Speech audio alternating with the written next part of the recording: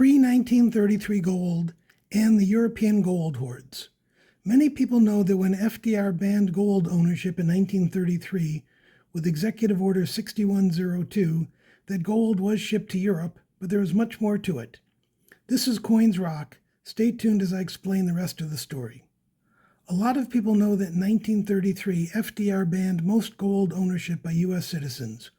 One way around this was that people shipped gold to Europe to be held there. The reality is that there was already a lot of U.S. gold in Europe. Starting as far back as the 1790s, U.S. gold was routinely shipped to Europe and elsewhere in the world as a normal part of international commerce. When Executive Order 6102 was issued, no doubt some gold was shipped to Europe. Now we know to the ounce how much gold was turned in. It was 85,680,604 ounces.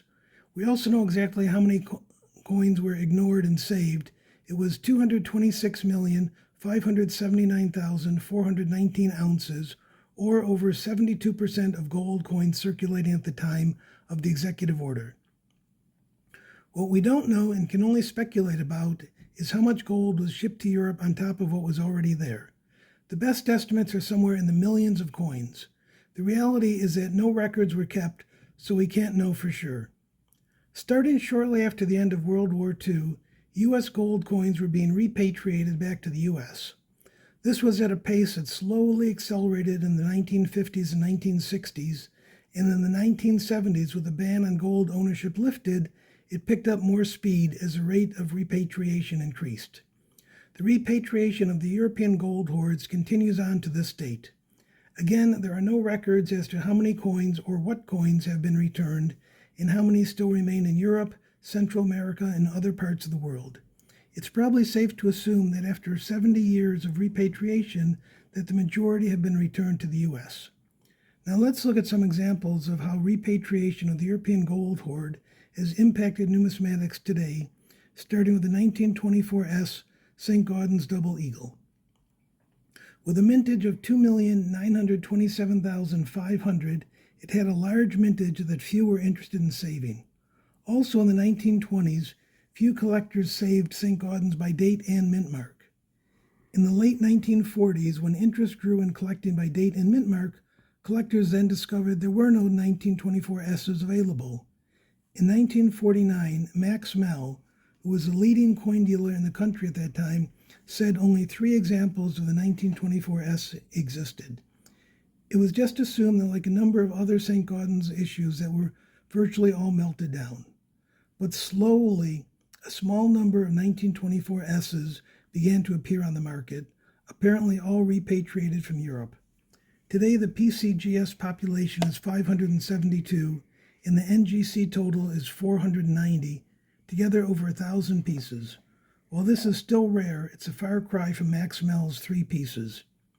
You see, dealers learned their lesson in the 1960s when the Treasury found and distributed bags of thousands of Morgan silver dollars.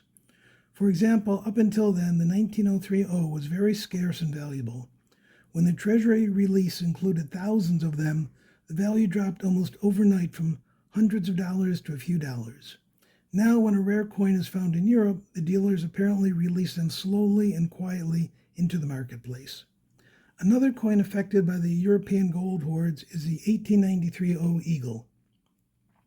Total mintage was only 17,000, yet in mint state, PCGS has 394 and NGC has 362 for a total of 756 coins. Now, in 1893, $10 was an average week's wage, and with little interest in collecting by mint mark, it doesn't seem logical that many people would have saved them. What makes more sense is that a bag was shipped to Europe as a part of an international transaction and later repatriated. As a comparison, the 1893 CC Eagle had a similar mintage of 14,000. Carson City coins were generally all placed in circulation and not used in international commerce. PCGS and NGC have a combined mint state population of just 35 pieces. Here's another example of a coin probably impacted by the European gold hoards, the 1904 Double Eagle in MS64.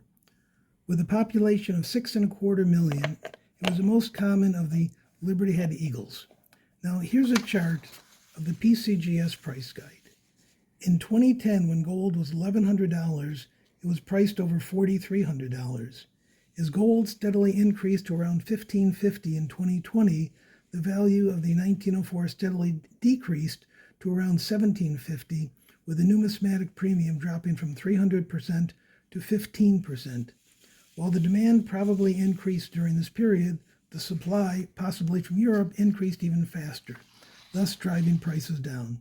These have been 3 examples. There are many, many more. After over 70 years of repatriation, you have to assume that the majority of the European gold hoards have returned to the U.S.